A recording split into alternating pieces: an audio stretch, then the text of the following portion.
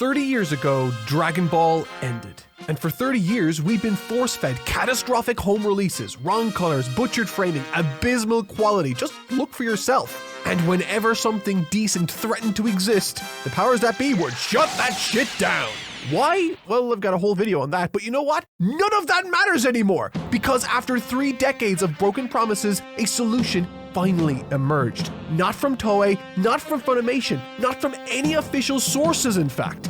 This comes from a group of obsessed fans armed with, frankly, an inordinate amount of storage space and an unshakable refusal to let this series stay buried.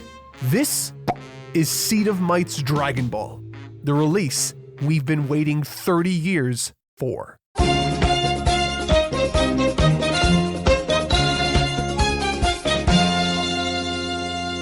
As a quick primer for why any of this junk matters, much like all animation back in the pre-digital era, Dragon Ball was photographed onto film, and sadly, film degrades. While it's not quite the same thing, I'm sure you've all experienced old photos' colors shifting wildly with age, and, well, that's what happened with Dragon Ball. And while the majority of film-era remasters will fix this degradation, Toei Animation opted to not do that with their releases, so you get Goku running around looking like a lobster, or Vegeta looking like we dipped him in pee, which, it's not what they're going for. And sadly, the only official releases with colors not degraded are either old low-res tape masters or remasters that were cancelled due to expense or, in the most recent case, internal disputes between Toei and AB Group.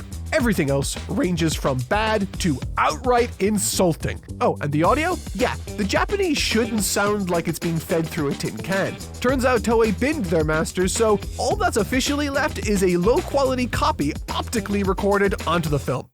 Yeah. But this, you see, is where Seed of Might comes in. As is usually the case, the most passionate and committed fans are the ones to save the day. Coming together back in 2018, this group has dedicated the past 8 years to restoring the franchise back to its original glory. All 508 episodes across Dragon Ball, Dragon Ball Z, Dragon Ball GT, all the movies, OVAs, the specials, they've done it all, and I'm so excited to share the results here today. The first color-corrected release appeared at the end of 2023 with the group's initial iteration of the original Dragon Ball. Compared with the heavily tinted official releases, this was already a massive improvement, complete with fixes for episodes that were straight up broken. But it wasn't without its faults either. Skin tones looked a bit off at times, some episodes were dark, and the reds were very grimy. I don't want to give off the impression that this was negligence though, this is just the reality of how time-intensive this work is, especially when you're learning as you go. As I said, this was their first major color correction project. They wanted to hit a deadline, and sometimes compromises are made, and that's fine. Because, even putting it simply, the video work alone requires a crazy amount of manpower. First, you have to white and black balance the image, ensuring that there are no tints in the shadows or highlights. In other words, whites need to be white, blacks need to be black, that sort of thing. And you don't just do this once per episode, you do this shot by shot. That's right, every episode was chopped up and corrected for every single cut. Every single camera change, they balanced all of that individually. Once all of that was done, you have to apply a color adjustment to restore the intended hues.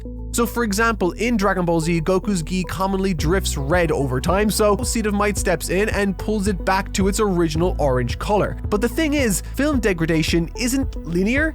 It doesn't shift evenly, so you can't just make these changes and move on. Either you have to go back through and check for any problem shots. And trust me, from talking to them, there are thousands of manual adjustments required across the series. And then, and only then, do you go back in and start adjusting the brightness. Some of these episodes are dark, and the luminance of a color can completely change how a color reads to your brain. Like the orange on Goku's gi here is the exact same hue and saturation value, and the only thing that's changed is the brightness of it. But as you can see, that alone is enough to shift it from a muddy terracotta into the vibrant orange we all recognize. And hey, fun fact, that's exactly why HDR TVs need high brightness to preserve color accuracy at higher luminance levels. Isn't color science fun? Shut up, science bitch. The good news is that while it's not released yet as of the making of this video, Seed of Might has been hard at work on a second version of Dragon Ball that fixes a lot of these early teething issues and properly levels the image. It is perhaps the best Dragon Ball is ever going to look without Toei doing their own rescan and remaster from the ground up. And after Dragon Ball, the group moved on to GT, and while GT isn't quite as broken on a technical level as some of the other series, it might be the one that has affected public perception the greatest. The entire show degraded into this horrific reddish-brown mess, and unlike the other shows that have releases with different tints, every single mainstream release both in and out of Japan shares the same look. It is so widespread that even video games like Dokkan reference the broken colors themselves. It is crazy. And yet, thanks to Seed of Might's efforts, you can finally see GT in its original intended color palette. No more pinky skin and deep magenta Super Saiyan 4, and no more tinted Omega Shenron. It's almost exactly as you'd see on the original animation cells now. Sure, it's still kind of dark in spots, the leveling wasn't quite as aggressive as the version 2 Dragon Ball work, but it's an astonishing difference either way. And it's kind of crazy to think that Toei's own negligence has had such a knock-on effect that now the entire world thinks of Dragon Ball GT as this dark and grungy show, when it's absolutely not.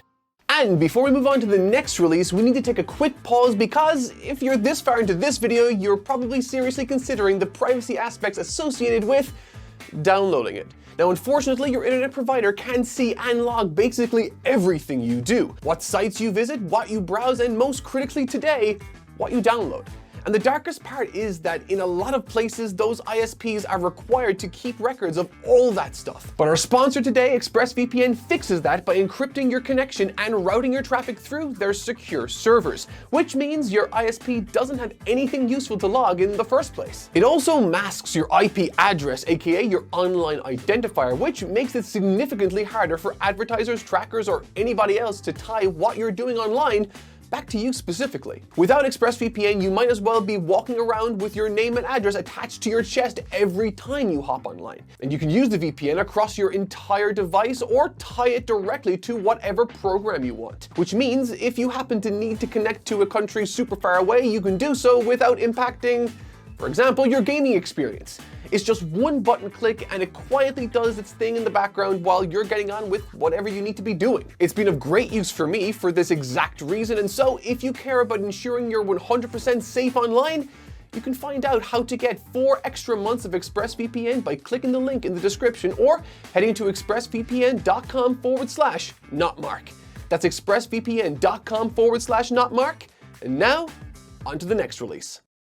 Following GT came the movies then, which might honestly be the most mind-blowing part of this entire tale. Not because the techniques used were any different or better, but because of how stark the difference is and why it even exists. Because the mad thing is, the movies already got an HD Toei remaster back in 2018, except they totally half-assed it. The first Broly movie was reasonably well restored as it was being shown in theaters in the US to cross-promote the Dragon Ball Super Broly film, and then everything else was basically untouched. Stuff like the first Cooler movie, Lord Slug, and the Android 13 movies are so beyond broken that it is almost jarring to see the accurate restoration itself. It's so fun to be able to go back to the animation cells and see the intent perfectly restored, even if it is kind of depressing to see when you realize how long these things have gone unaddressed. It's so bad that even with video games like Fighters getting Cooler's colors right, there still managed to be a toy release that got the colors wrong. But of course, we're all here for the big one.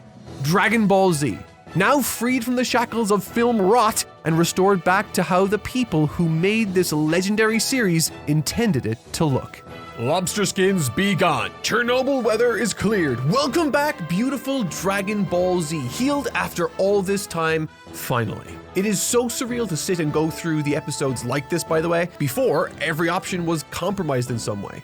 Blown out colors, crunchy encoding, destructive grain removal, stupid cropping. So many problems is essentially what I'm trying to get at. And now we have the much beloved Dragon Box brought to us in the state it should have been in when Toei released it 23 years ago. Do you know how weird it is to see Vegeta not look like P? Piccolo not looking like he's glowing like a neon lamp? Look at Goku's skin. They de-lobstered him. The gi is orange. Okay, it's just so nice to watch and see all the colors looking natural and harmonious against one another again. There's basically no way this will survive YouTube's compression, but they even did a bunch of technical wizardry to restore detail in dark zones and improve the overall grain clarity. actual black magic. I don't even want to think about what kind of animal was sacrificed to pull this kind of thing off. Literally, the only downside, and let's be honest, they'll probably do this eventually anyway, is that much like Dragon Ball's first iteration, they didn't level the series for time and sanity reasons. So yeah, there are definitely some episodes that are a bit dim, but that's kind of it. Well, unless you want to get really nitpicky. The one thing that might be a pain point for some of you is the size of this file. This bad boy is a whole terabyte big. But listen, the original Dragon Box DVDs were already 400 gigabytes untouched, and this has roughly doubled the quality, so you're already pushing 800 gigabytes before we even get to the audio. So yeah, smaller versions exist, but Dragon Ball is a grainy show. I mean, check this out. Heavy film grain is consistently moving across the image, and that requires a lot of data. Turn that bitrate down and, well, bye-bye quality, I guess. Even with the AI boom, hard drives really aren't that expensive now, so if you can afford it, definitely pick one up. It is so worth it. But as I said, a good chunk of that file size is made up of audio options, and those are maybe just as exciting as the videos themselves. Across all three series, you get the high-quality broadcast audio for the Japanese tracks. I mean, listen to how cool that sounds compared to before. 時間がかかってすまなかったね。これがスーパーサイヤ人3だ。時間がかかってすまなかったね。 But you also get the original Funimation dub that hasn't been available on any home release since 2005. And you get the 2000s redub version, which of course comes with both Kikuchi and Faulkner scores. Check out my video on that madness if you're interested. They summoned him. The Earthlings have tried to summon the Dragon of Legend without me. So, that's the Dragon of the Legend. My gosh, that's one whopper of a lizard. There's even a ton of obscure stuff like the Harmony Gold dub, Big Green dub, BLT, and so many more random-ass dubs. It is a mega fan's absolute treasure trove. The Dragon Ball Kai release goes even further beyond by not only restoring the Yamamoto soundtrack in both English and Japanese, but they also brought back Team 4 Star's cameo. Mondo, cool! His coolness is over 9,000! They straight up saved the Boo Arc's English dub by fixing a genuine mixing error that Funimation never resolved. Have you ever noticed how the dub sounds like it's coming through a tin can once you get to episode 111? Well, it turns out one of the channels was desynced by barely a millisecond, and thanks to some unfortunate audio science, that means all the bass got sucked out of the mix, which, thankfully, is no issue for Seed of Might to rectify.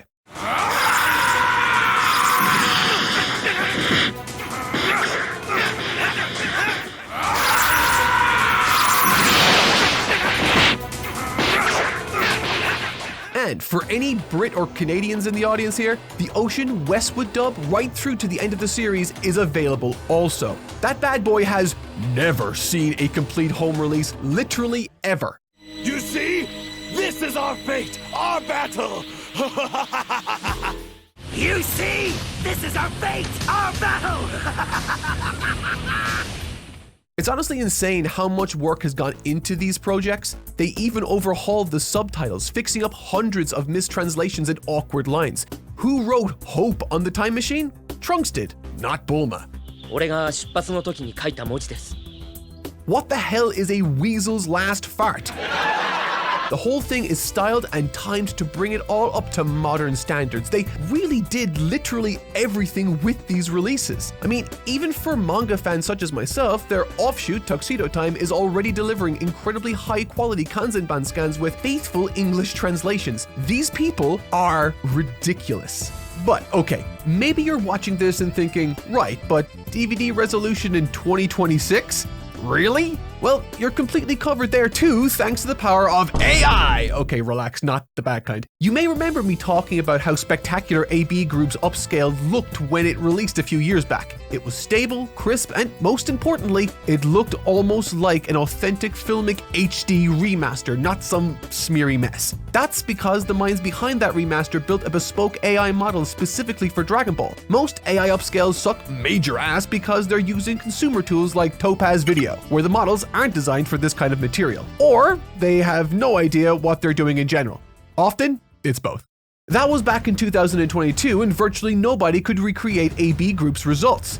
But it's 2026 now, and the wonderful minds at fan group Neo Raws have finally caught up. They're actually beginning to produce upscales of equal quality now. They took frames from the lower resolution Seed of Might release, then paired them with high quality 16mm film scans provided by Kaneko Video. Using the difference between the two sources, they trained an AI model to understand how to transform one into the other. That's a massively dumbed down explanation. I mean, there are millions of layers to this that I only fragmentally understand. But the important part is that the results are fantastic. Dubbed the 16mm model, this is about as close as we're ever going to get to a true HD remaster of the entire series without Toei rescanning the films themselves. It's beautifully crisp, but not so crisp that it looks fake or unnatural like Neo's earlier cell-like model. It does a remarkable job of preserving background detail, line stability, and retaining faithful-looking grain. The only very minor flaw is that it makes the film halation stand out a bit more. That's the slight color bleed you see on objects when you're shooting things on film. And in this instance, it just makes the lines look a little brown at times. It's not a huge deal. But as it stands, Neo said it should probably take him around 2 months to finish the Z portion, and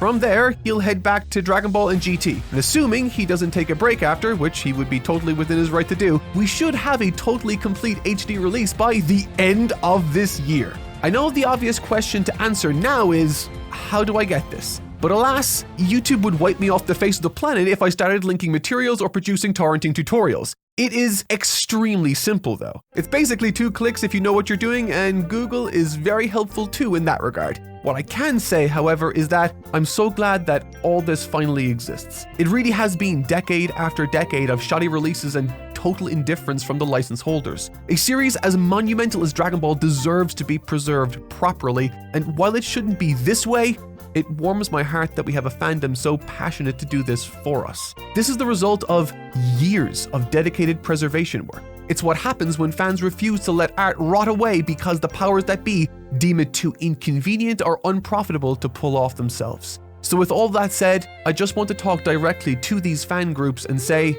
from the bottom of my heart, thank you.